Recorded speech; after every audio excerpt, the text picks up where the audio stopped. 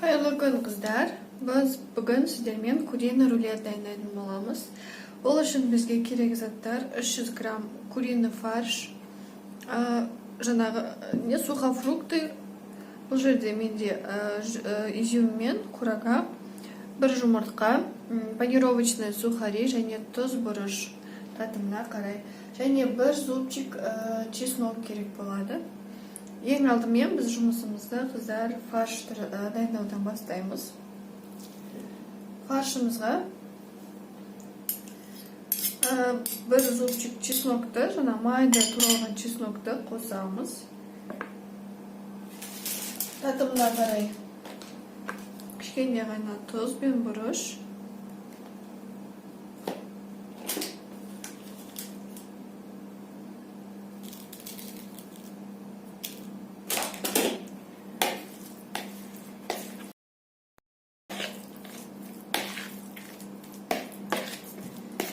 Тұзбен бұрыш қосып, жақсылап араластырамыз.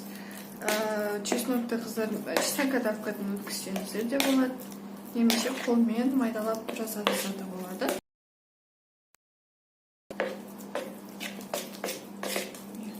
Енді осы массамызға бір жұмыртқаны қосамыз.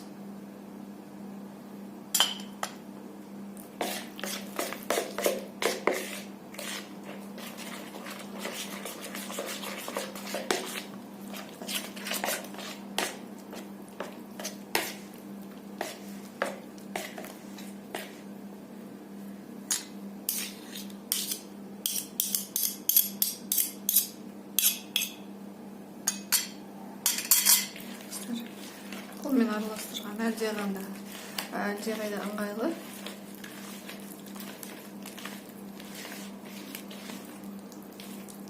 Бір жұмыртқамызды қосқаннан кейін осы массаға 2 столовая ложка панировочный сухари қосасыздар.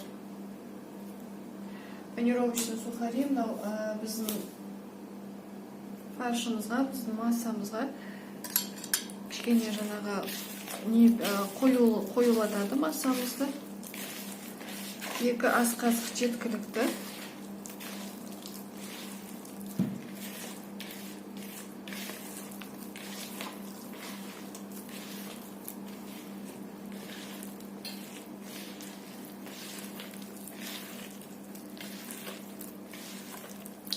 Міне қыздар, дайын болды. Әдеттегідей начинкамызды, фаршымызды 10 минутқа бетін жауып мариновкаға қалдырамыз. Біздің фаршымыз қыздар маринадталып болды, 10 минут тұрды мариновкада. Әдеттегідей 2 қабат фольга аламыз. Бетін сұйық маймен майлап,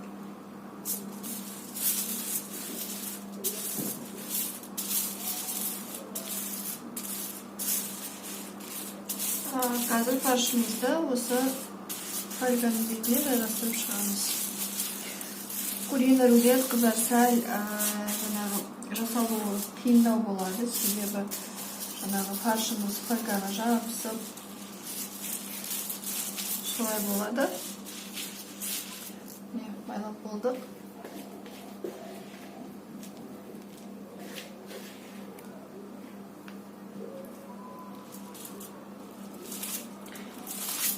Осылай фаршымызды созып шығамыз. Фаршымызды жайғастырып алдық қыздар. Көріп тұрған боларсыздар. Енді осының бетіне жаңағы нори листиясын ортасынан бөліп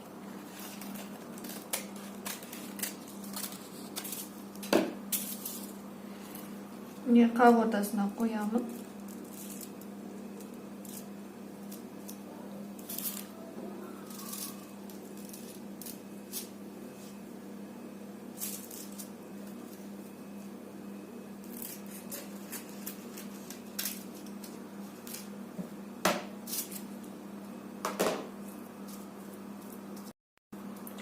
Енді міне жаңағы алдын ала жуып дайындап қойған өрік мейізбен өрігімізді жайғастырамыз. Өрікті мынандай соломка ретінде турап шығасыздар.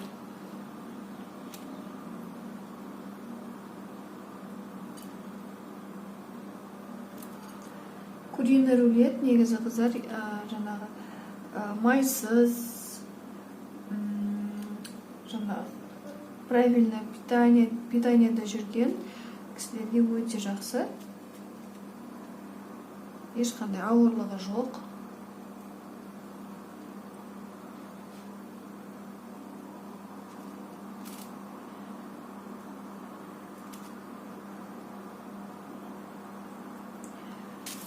Енді міне соломкамен туралған өрікті жайғастырып шығамыз.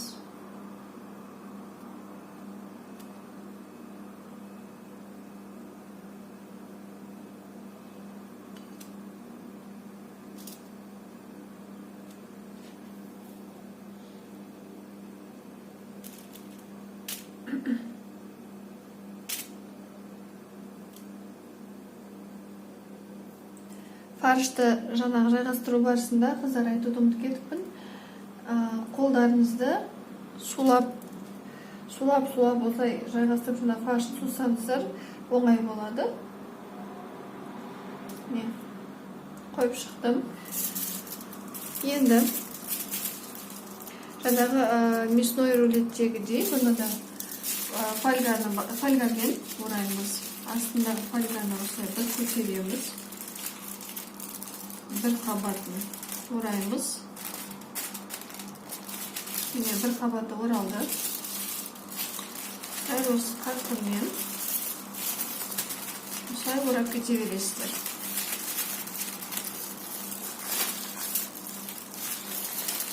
Тығыз қылып орауға тырысыңыздар қыздар. Қымыздау қылып себебі піскен кезде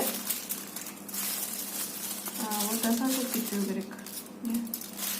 Фаршымыз осылай жабысып фольгаға солай болады, ештеңе етпейді. Фольгаға жабысқан фаршты алып, қайтып өзіне қайтып жағып жесеңіздер болады.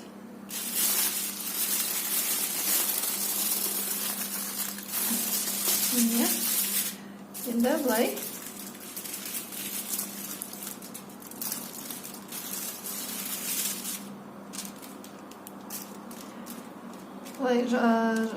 фаршымыздың жағанған жерін өстіп жағып біркелкі етіп шығамыз.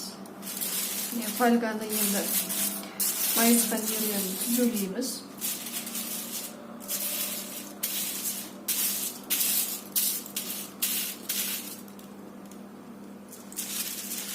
Енді осылай мясной фарш сияқты бұны да ақырын ораймыз.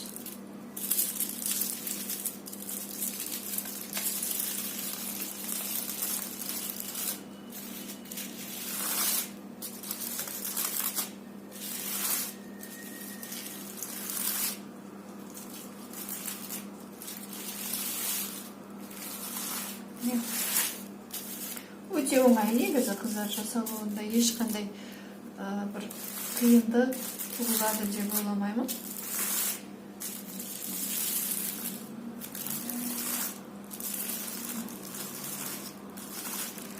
Жаңағы рулетіміздің соңы фольгамыздың біткен жағын бетіне қаратамыз.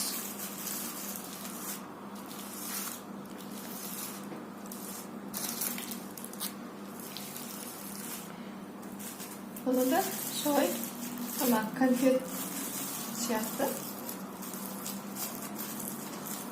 екі шетін қысып ораймыз.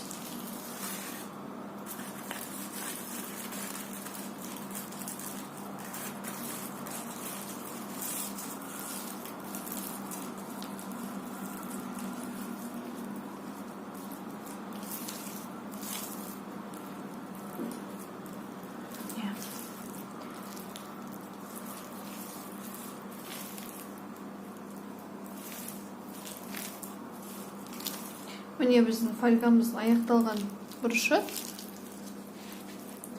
Осыны енді қыздар қызып тұрған пеште 170 градуста қызып тұрған пеште